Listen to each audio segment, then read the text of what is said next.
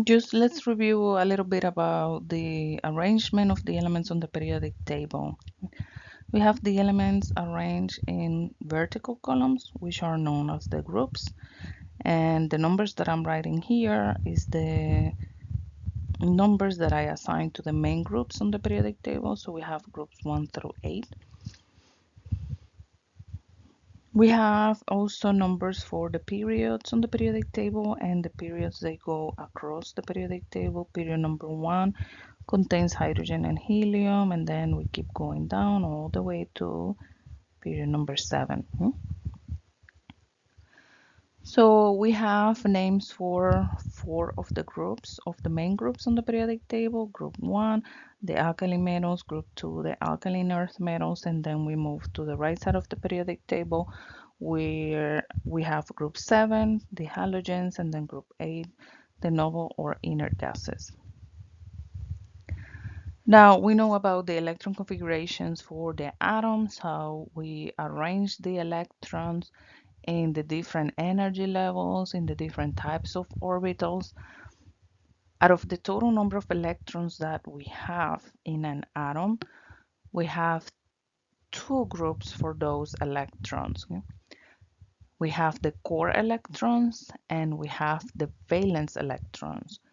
The valence electrons are the electrons that we have in the highest energy level or the highest shell. So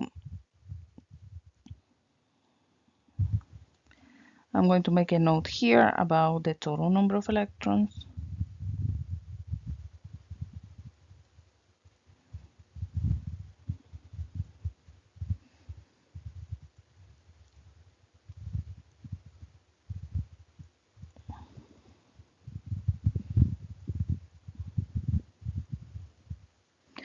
Is the core electrons plus the valence electrons.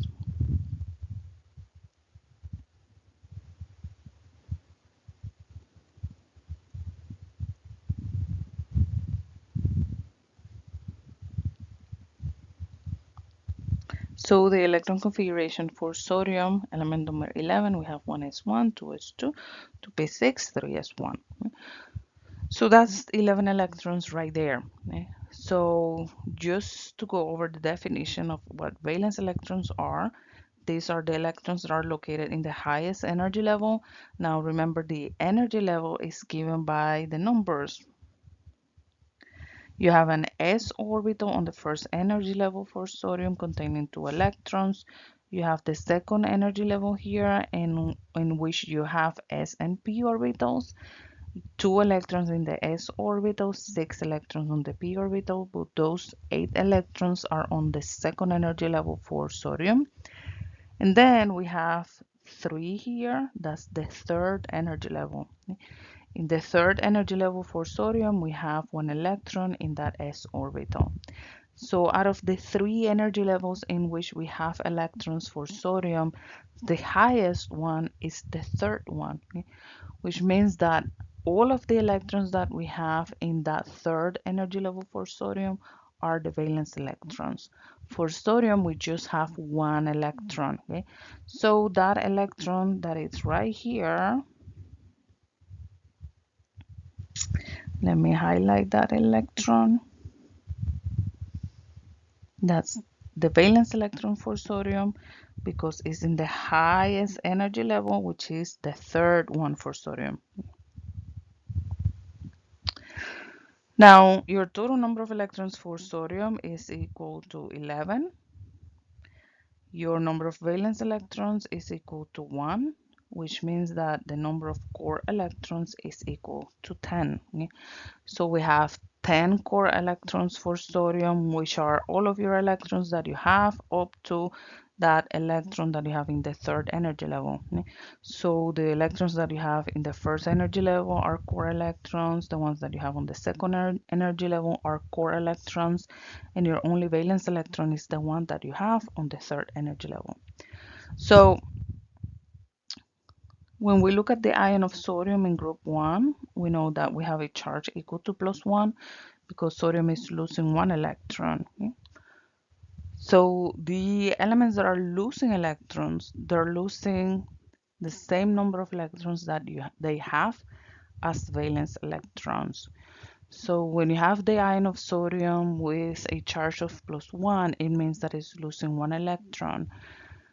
The metals are losing electrons from the valence electrons. So sodium, the atom neutral, to become the ion is going to be losing the valence electron, which is the electron that is on the third energy level on that s orbital.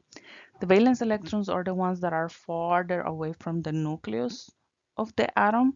So there's always an attraction between the protons that you have in the nucleus and the electrons that you have in those different energy levels in your orbitals.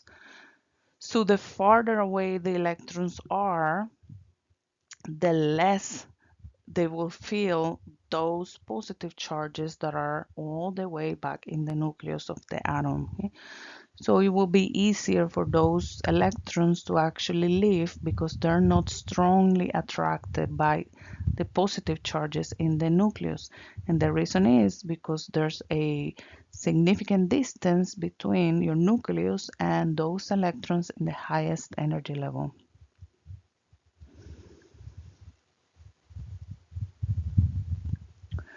So when we look at elements in the group 2, so we have a charge assigned for the elements in group 2 that is equal to +2. Okay? So when you're looking at magnesium right after sodium, okay, atomic number 12, when it's forming the ion, is going to form the ion with the charge of +2, which means that it's losing 2 electrons. Okay? It's losing 2 electrons because for magnesium, the electron configuration for magnesium, I'm going to write it down here, is 1s2, 2s2, 2p6, that's 10, and then we have 3s2. So the ion of magnesium is magnesium +2 because magnesium is actually losing those 2 electrons, which are the valence electrons for magnesium because you have magnesium with electrons on the first, second, and the third energy level, which is the highest. All of the electrons that you have on that third energy level, which is the highest for magnesium, are going to be valence electrons. Now, it's not by chance that I have electrons, valence electrons on the third energy level for sodium and for magnesium. The valence electrons for sodium and magnesium, and actually all of the other elements that you have after magnesium, aluminum, silicon, phosphorus, sulfur, all the way to argon. Okay? Valence electrons for all of them are going to be on the third energy level because all of those elements are on the third period on the periodic table. Okay? So the period in which you have the elements on the periodic table is actually telling you in which energy level you have the valence electrons. Now, how many valence electrons you have in those different energy levels or in the highest energy level for the elements is actually given by the number that we have assigned to the main groups. Okay? Not for transition metals, but for the main groups in which I have assigned a number from 1 through 8, those numbers that I am assigning to the groups, they're actually telling you how many valence electrons you have in each one of them. So when we're looking at the elements in group 5, okay, for group 5, you're going to have 5 valence electrons. In which energy level you have those valence electrons is going to depend on which specific element is the one that you're looking at and in which period you have that element on the periodic table. For example, if I'm looking at phosphorus here, right? When you check your period number for phosphorus, that's going to be on the third period. We have 5 valence electrons, so you don't have to write down the electron configuration for an element or an ion to actually determine where the valence electrons are. because you can look at the periodic table and you can determine that by looking at the periodic table. You don't have to write down the electron configuration to determine which electrons or how many of those electrons are the valence electrons. You can find out how many you have looking at the group number on the periodic table. So for phosphorus, I'm going to have my valence electrons on the third energy level, and I'm going to have 5 of them. So I have the electron configuration for phosphorus here is 15 electrons. So I have my electron configuration 1s2, 2s2, 2p6, 3s2, 3p3. If we want to write down the short notation for that electron configuration, the noble gas that we're using is going to be neon, which is going to give you 10 electrons. And then we have to write down everything that you have after neon. Neon is right here on the periodic table, so we have to go back, passing through the 3s2, and then 3p1, p2, 3p3. So phosphorus is in group 5 on the periodic table, is right under nitrogen. Valence electrons for nitrogen are on the second energy level, but for phosphorus, the valence electrons are going to be on the third energy level. You get to see that from the electron configuration for phosphorus. You have electrons in the first energy level, on the second energy level, and then we have electrons on the third energy level. I'm trying to highlight the 3. On the third energy level for phosphorus, you have electrons in an s and a p orbitals. All of those electrons are valence electrons because all of those electrons are on the highest energy level for phosphorus, which is the third one. It's not that the valence electrons are the ones that you have in the p orbitals or the ones that you have in the s orbitals. The definition for the valence electrons are all of the electrons that are located in the highest energy level. So for phosphorus, the highest energy level is the third one. You have 2 electrons in the s orbital, you have 3 electrons in the p orbital, for a total of 5 valence electrons,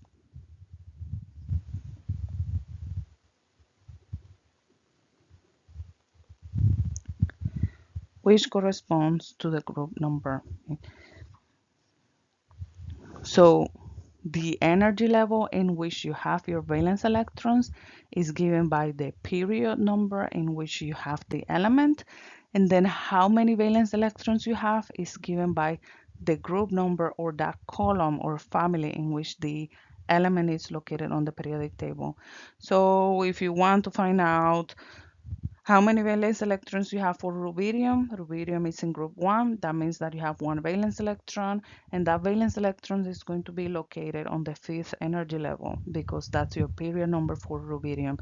If you want to find out how many valence electrons you have for fluorine, for example, fluorine is in group 7. You have 7 valence electrons because that's your group number. The valence electrons for fluorine are going to be located on the second energy level because fluorine is on the second period on the periodic table.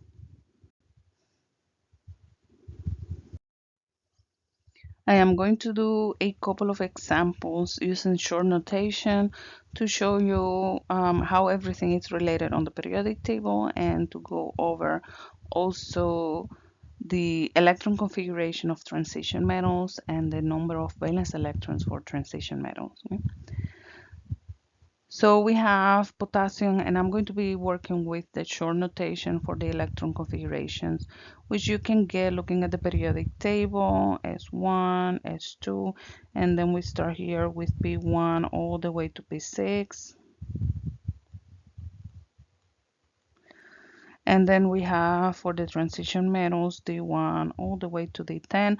There's a couple of exceptions for the transition metals. You are responsible for knowing the exceptions for copper and chromium. The other ones, just know that you have more than those 2 exceptions. Okay? So D1 all the way to D10 for the transition metals. We have S orbitals being filled in your group 1 and 2 on the periodic table, and then we have on the right side filling up the p orbitals from 1 all the way to 6. So using short notation for potassium, The noble gas that we have with the lower number of electrons for potassium is going to be argon. So in brackets we have argon. That means that we already have 18 electrons because that's the atomic number for argon. So after argon, what we have is going to be given by the period number.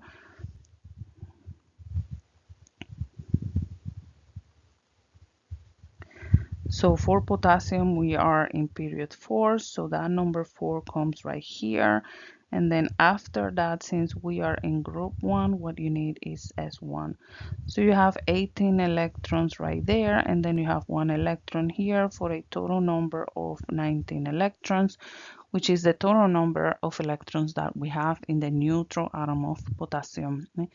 So when you have the ion of potassium, the ion of potassium is going to be losing 1 electron to give you an ion with a charge of +1 because it's in group 1. We know that already. Okay? The reason why it's giving you an ion with a charge equal to +1 is because you have 1 valence electron, so potassium is losing that valence electron. So that atom of potassium losing 1 valence electron, which is the only electron that they have as a valence electron, is going to give you a total number of 18 electrons, which is what you have for argon. So the electron configuration for the ion of potassium is going to be equal to the electron configuration of argon with 18 electrons. Now for nickel, a transition metal, right, you have how to write down the electron configuration for transition metals. For any transition metal that is located on period 4 on the periodic table, we're going to be using argon because that's the noble gas that we have on the third period. So we would go argon. For all of them, since we are looking at the transition metals in period 4, we're going to have 4s2. And then we're going to have 3D. Okay? So for any transition metal that you have in period 4, all of this here is exactly the same. What is different is how many electrons you're writing down under your d orbitals. That's going to depend on the total number of electrons that you have for that specific element. So we're looking at nickel with atomic number 28. It means that we need 28 electrons. When we write down argon here in bracket, that means that we have already 18 electrons there.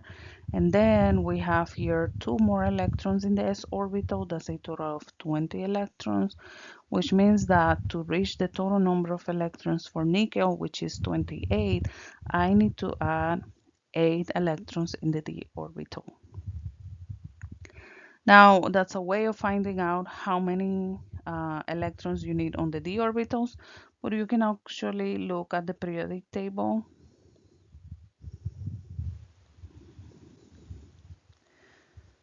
And for that column where we have nickel, we're going to have the 8. Okay?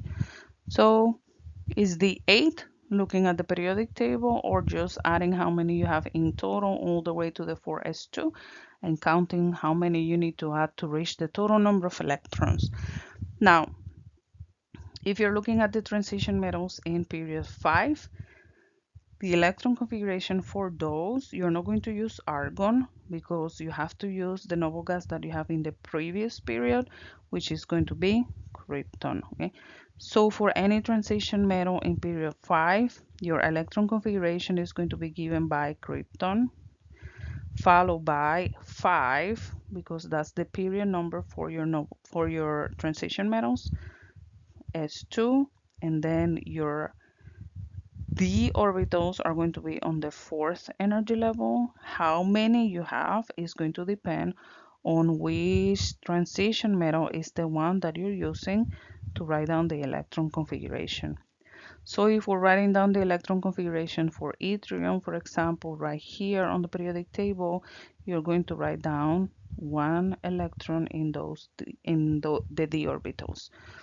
So you have krypton with 36, and then you have 2 here, that's 38, and then 1 electron here, which is 39, and that's the total number of electrons that you need for yttrium.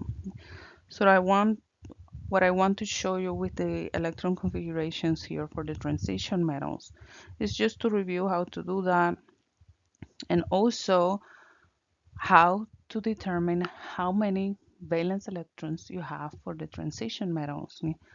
So for transition metals, the highest energy level, right, is the same as what we have for all of the other elements, right? The highest energy level is given by the period number. When I'm writing down my electron configuration for nickel here, nickel it's in period 4 on the periodic table. You do have electrons in the d orbitals, but those d orbitals are on the third energy level. So that's not the highest energy level. The highest energy level is going to be the fourth one. And on that energy level, you only have 2 electrons. Since the electron configuration for all of the transition metals that you have in that fourth period is exactly the same, with the exception of how many electrons you're adding into the d orbitals. But you still have the d orbitals in the third energy level, you still have the s orbital on the fourth energy level. You're going to have 2 valence electrons for all of the transition metals. When you look at the fifth period, right, you have 5s2 for the 1. The highest energy level is going to be the fifth one. On the fifth period, right, you have your transition metal starting with yttrium, which is the one that I'm using in my example here. You're going to have 2 electrons in the s orbital on that fifth energy level. And then you have d electrons, but those d electrons are on the fourth energy level.